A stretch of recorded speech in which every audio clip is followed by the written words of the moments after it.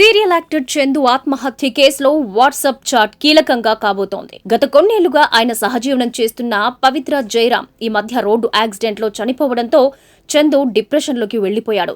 పవిత్ర లేని జీవితం ఊహించుకోలేనట్టు సోషల్ మీడియాలో పోస్టులు పెట్టాడు.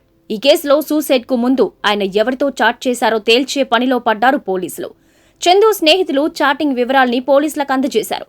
పవిత్ర మరణం తరువాత పూర్తిగా డిప్రెషన్లోకి వెళ్లిన చందు ముభావంగా ఉండేవాడు. దీంతో తోటి నటులు, స్నేహితులు ఆయన్ను ఓదార్చే ప్రయత్నం చేసేవారు. దీనికి సంబంధించిన వాట్సాప్ చాటింగ్ ఒకటిప్పుడు బయటకొచ్చింది. పవిత్ర లేని జీవితం తాను ఊహించుకోలేకపోతున్నానని, ఆమె దగ్గరికే వెళ్లిపోతా అంటూ చందు పదే పదే అనేవాడని ఆ చాటింగ్ ద్వారా అర్థమవుతోంది. తాను వెళ్లిపోతానని, ఈ జన్మకిది చాలంటూ సీరియల్ ఇండస్ట్రీలో ఉన్న ఓ ప్రముఖ నటుడికి మెసేజ్ చేశాడు చందు. తాను వెళ్లిపోతేనే కరెక్ట్ అని, పవిత్ర లేని జీవితం తనకు వద్దని, ఇలానే ఉంటే పిచ్చోడినైతానని, లేదంటే తాగుబోతునైనా అవుతానంటూ చందు పెట్టిన మెసేజ్ ఇప్పుడు సోషల్ మీడియాలో వైరల్ అవుతోంది. అయితే స్నేహితులు చందును ఓదార్చే ప్రయత్నం చేశారు. తామంతా ఉన్నామని, ఎలాంటి ఇబ్బంది పడొద్దని, తాము చూసుకుంటామని ధైర్యం చెప్పే ప్రయత్నం చేశారు. అయినా సరే చందు ఈ దారుణమైన నిర్ణయం తీసుకున్నాడు.